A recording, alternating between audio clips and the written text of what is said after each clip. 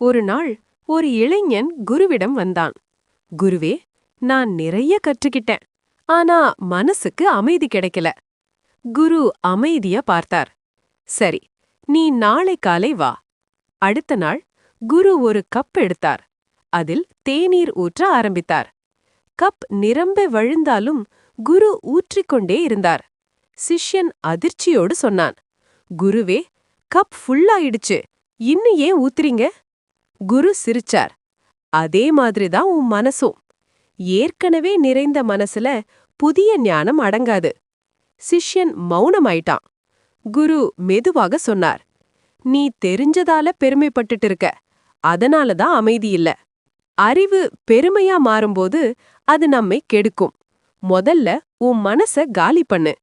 கற்றுக்கொள்ள வருபவன் காலியான பாத்திரமா இருக்கணும். சிஷ்யன் கண்களில் நீர். அவன் மெதுவாக சொன்னான், குருவே, இப்போதான் புரிகிறது. குரு சிரிச்சார். அறிவு முக்கியம், ஆனா பணிவு அதைவிட முக்கியம். நிறைந்தது போல தெரியும் மனசு கற்றுக்கொள்ளாத மனசுதான். பணிவில்லாத அறிவு பயனில்லாத பாரம். இது போன்ற கதையும் கருத்தும் உங்களுக்கு பிடித்திருந்தால் ப்ளீஸ் லைக் பண்ணுங்க, ஷேர் பண்ணுங்க, சப்ஸ்கிரைப் பண்ணுங்க. நன்றி.